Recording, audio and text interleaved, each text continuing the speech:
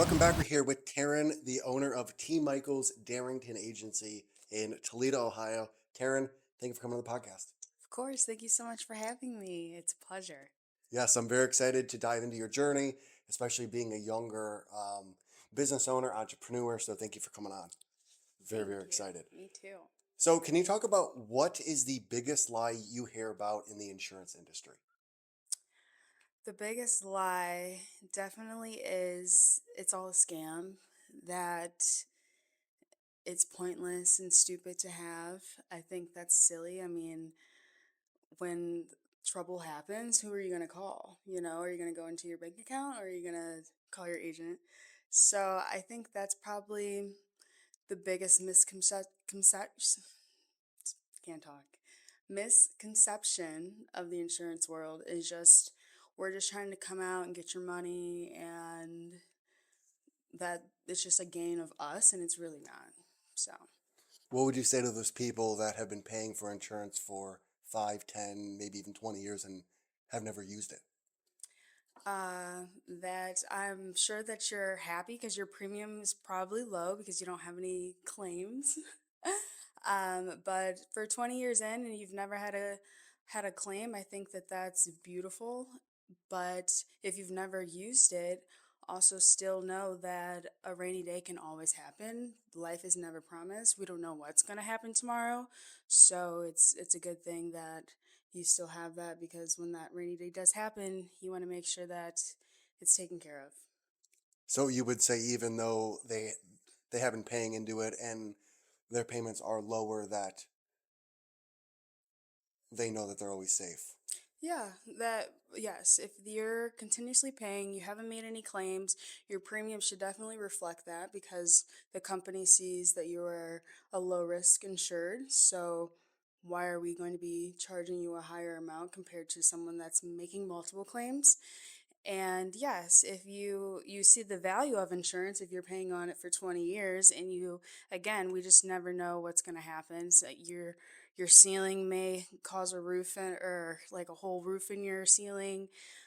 I can't talk. A hole in your ceiling.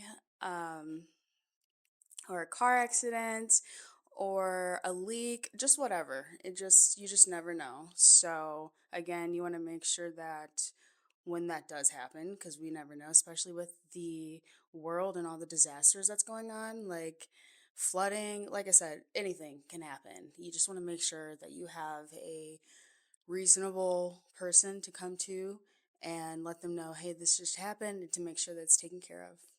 And the stereotype of insurance agents is that they're grimy, they're salesy, they Mhm. push products that you might not even need.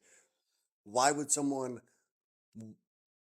want to come work with you if they have that stereotype? My biggest thing is knowledge. I truly don't care if you want to shop with me or someone down the street. I want you to have an understanding of what your policy does, what is going to be taken care of. So at the end of the day, if someone is down the street and it's a better rate, is the coverage the same? Are they, I mean, everybody, I can only speak for myself. So there's good and evil in the world everywhere, no matter what industry you're in. So, I guess it would just be knowing who I am as a person and me just making sure that that person that I'm educating knows what they want to be covered, if it does cover it or not, and how we can get the premium to a cost that they can afford. So you would say on top of obviously the insurance side of things, but they're getting you that actually cares, that actually is going to educate them, that's actually Yeah, going to put them in a product that they should be in. absolutely. I take care of my customers. I want to make sure that when something does happen, you can call on me to make sure that everything's going to be taken care of. So, yeah, ultimately, yes, customers would know that if they have their agent as me, they know that they're not being sold something that they don't need and I'm going to educate you on everything that you need. It's up to you decide if you want to get that or not. Again, I could care less if you get it with me or someone else, but at least you know and you know that I care what you truly do need. And you also want to focus on helping small businesses with insurance. Mhm. When someone is starting a small business, what should they really know about getting insurance?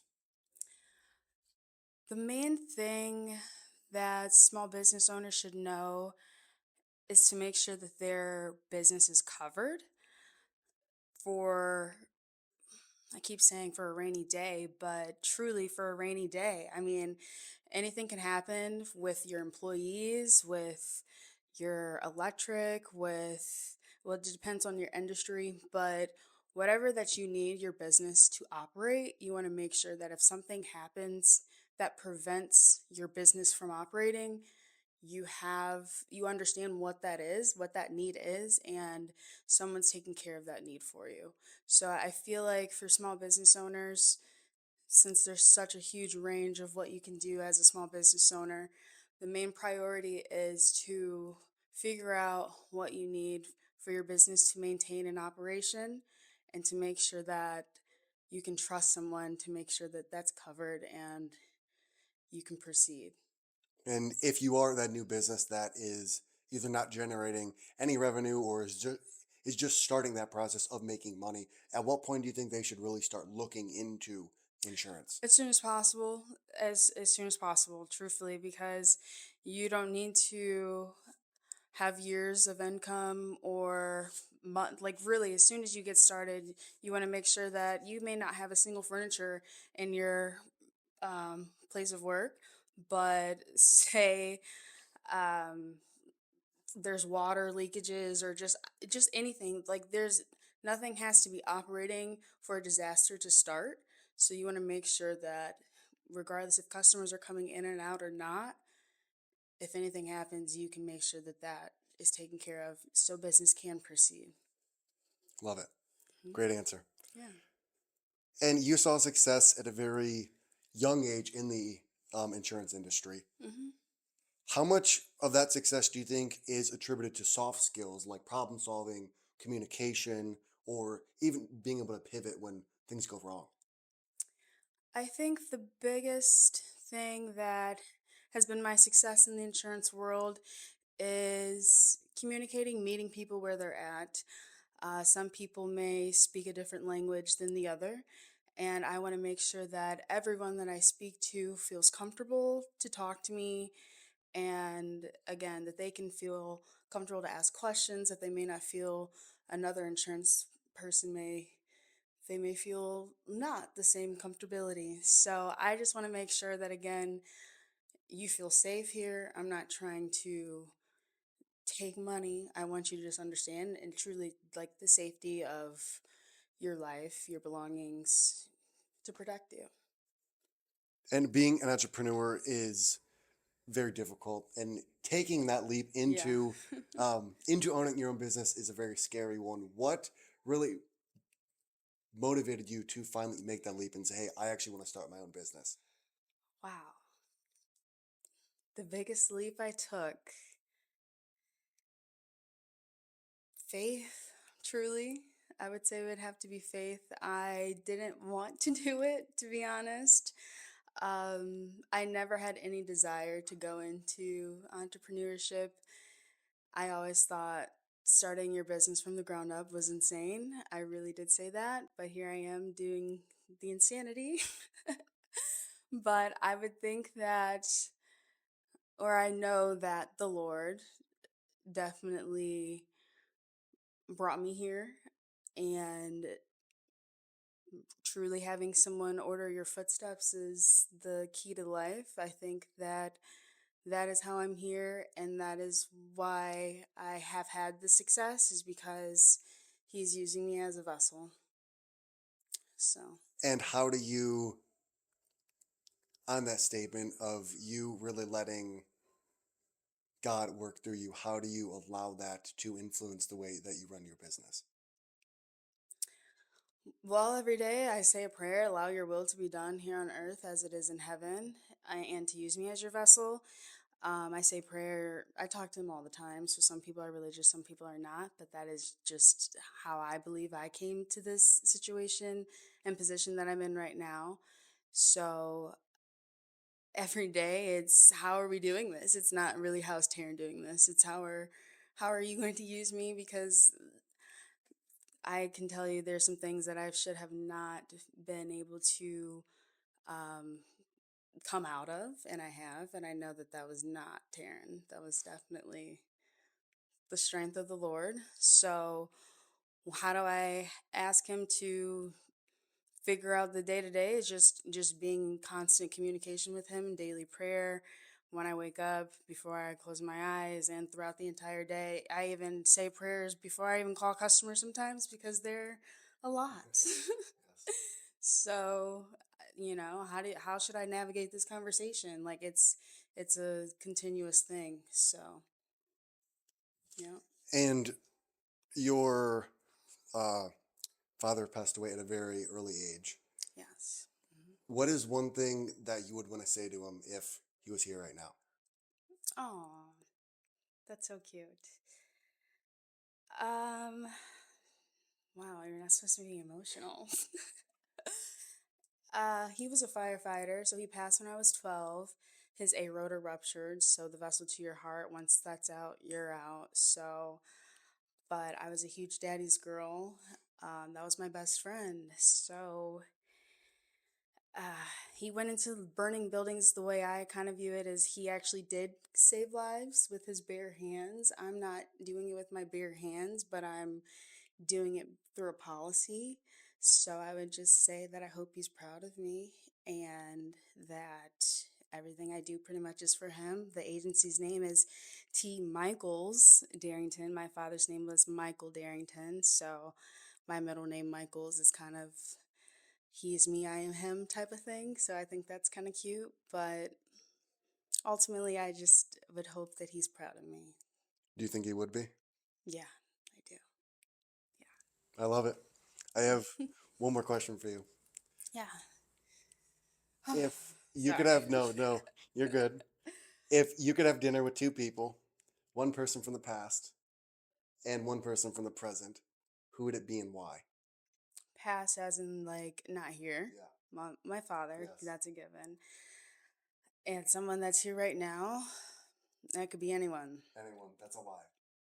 Anyone that's alive. Wow.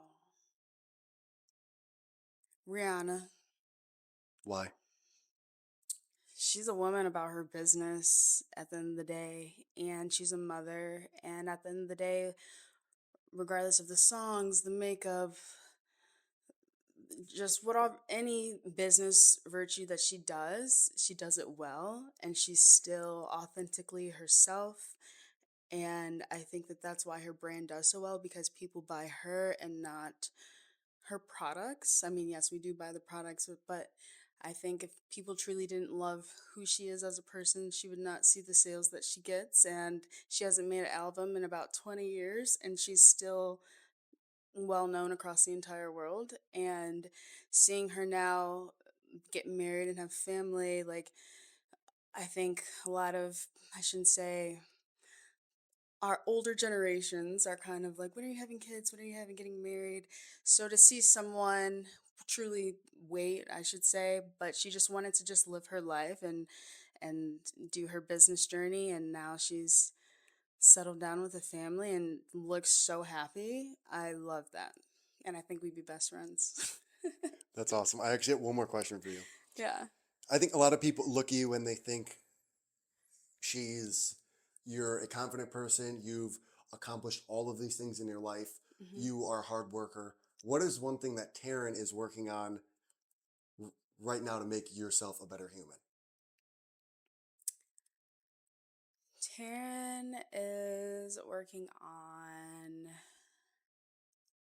I would say right now, the biggest thing is discipline. Discipline is the biggest thing I'm working on. I think that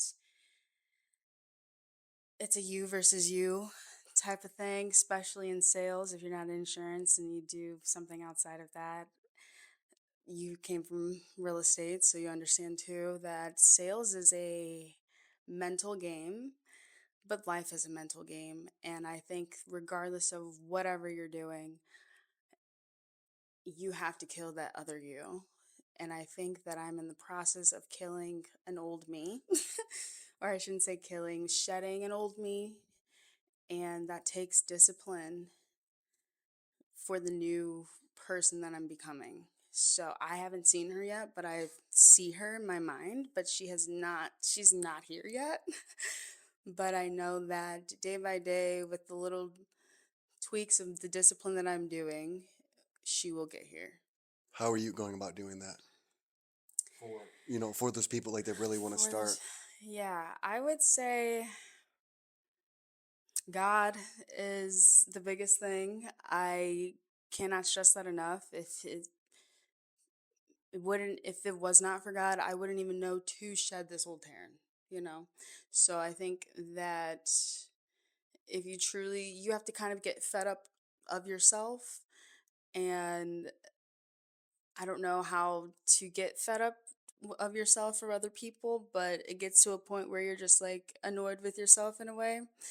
So, do we stay in that annoyance or do we level up, you know? So, uh, that is just kind of my the only way is kind of asking God, like, what do I need to do? Like, get me there. How do I get there? Show me the tools, like, lead me, guide me. And it's kind of biggest is the mental, because it's you versus you. So just changing the way that I speak, changing the way that I view life, going to bed earlier, waking up earlier, eating habits are a little healthier. I'm trying to work out. I'm not there yet, but I know that that's all nice dopamine for the brain. So everyone's different, but I think that my main thing is being locked in with God. Perfect. Well, we'll end it there. All right. How can people find you? And what is one thing you want to leave people with?